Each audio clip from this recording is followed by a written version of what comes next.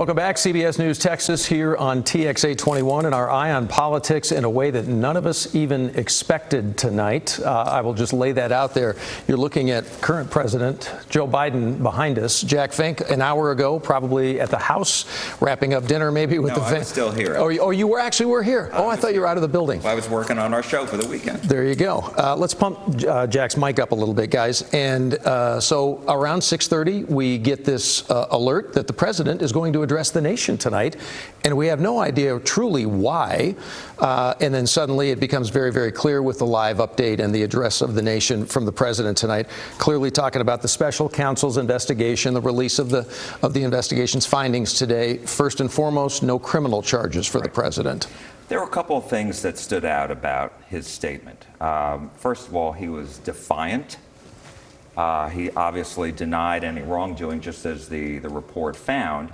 What struck me is that he said that when somebody asked him if he takes responsibility for having these classified documents, he said he takes responsibility for not making sure what his staff took. He blamed his staff for that. Pushing it off. He pushed it off. Yeah. So I thought that was interesting. He was also very defiant in as far as his memory lapses.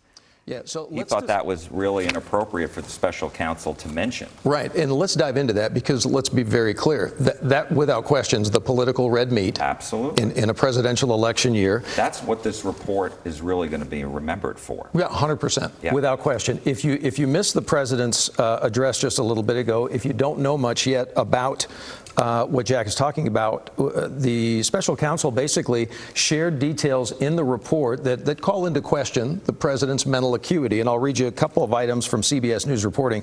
Said, quote, he did not remember when he was vice president, forgetting on the first day of the interview when his term ended, and forgetting on the second day of the interview when his term began.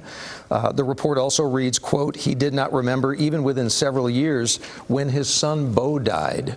That really got to me. Yeah, and he was angry. He was clearly angry when he spoke of that moment. Yeah, he said, basically he said, how in the hell, how dare they mention that? So that really stuck out. He said, and he showed the rosary that he still wears every day to remind him of his son Beau.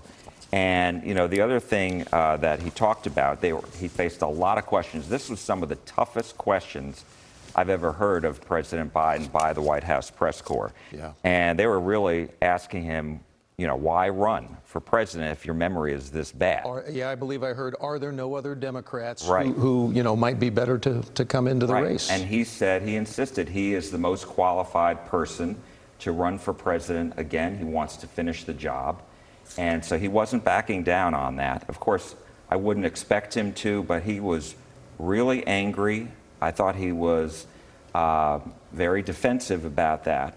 And I think, obviously the Republicans are going to have a whole line of attacks. All they have to do is take the comments out of that report. Now, let me ask you this. We framed this, what just has unfolded in the last 30 minutes nationally, put it against the backdrop of what happened earlier today around the noon hour. The former president, Donald Trump, his case now regarding getting on or not being on the Colorado ballot in the race for the presidency this year went before the Supreme Court today. And the Supreme Court asking and questioning his lawyers and mostly, I should say, mostly the lawyers, obviously, of the state of Colorado. Yes. So my head's almost exploding over this day when we talk about a presidential race, and there's so much at stake for the former president. Tonight, there's so much at stake now for the current president. His mental acuity, without question, had already been called into question, mostly by the opposing party. Well, but then there's also the fact that when you look at all the polling that's been done, there are a lot of Americans who are very concerned about, and express this in the polls, about his mental acuity. Is he really up for the job? Is he too old? And so I think this is going to bring this all back. I'm sure you'll see a fresh wave of polling on this coming out in the next several weeks about this very issue. And then as far as the Trump case today, as far as Colorado is concerned, who knows? There was I was reading, there was some very tough questioning today by some of the more liberal justices. And so, some legal scholars are are thinking perhaps this could be a 9-0 decision Right. by the Supreme Court. Yeah, I think that was the general consensus among a lot of experts who spoke today, kind of across the board. And if you listened to the questions, just as a layman listening in, you somewhat got the sense that the Supreme Court was really challenging it. At the end of the day now, especially with the president speaking tonight, you know, clearly they jump on television nationwide to do damage control, right away. How much damage do you think has been done with the release of this report today, and what is in it? Well, I think, you know, as far as the criminal charges, you know, and the president really made his points very clear by reading some of the report that this was a very different set of facts than what President Trump had. That President Biden cooperated as soon as this issue came up. He returned the documents very quickly. And as a contrast, you know, the report said that former President Trump was defiant and he refused to return those documents. And so, of course, he's facing criminal charges for his alleged behavior. As far as the damage done long term, I think, you know, I hate to say it, we're going to have to wait and see, because I think, you know, if you don't like President Biden, this was always going to be an issue. This just further strengthens, you know, your reasoning for it.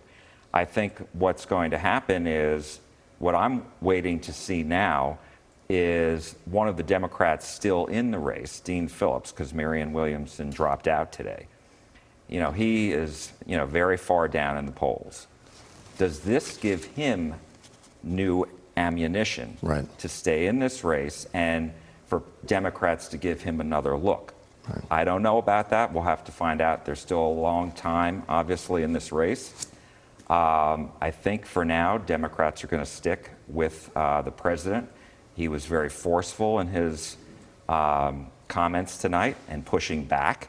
And so that's why the White House wanted him out there to do that. Right. And so, you know, we're going to have to see how the public digests all of this. I mean, I think when you look at everything surrounding President Trump and you look at Republican support for him, a lot of the issues surrounding him are baked in already. People know this. Same thing about President Biden. These issues, these concerns have been out there. So I think his supporters view it and say, hey, look, we know what we are getting. Right. So what is it going to come down to? It's going to come down to, and I always say this because everybody asks me, what do you think of these polls? I don't get excited about polls until the last month. And then I look at the battleground states to see where we're at. Right. And this year, I think there may be fewer battleground states. I think it's going to come down to Arizona. I think it's going to come down to perhaps Georgia and maybe Wisconsin. So we'll have to wait and see. A lot to digest, and it came out of the blue. I'm glad I was still here. Yeah, honestly, thank you. Thank you for being here and stepping into the studio real quick with us and breaking it down. Jack Fink, thank you so much. More CBS News Texas right here on TXA 21 coming up in just a moment.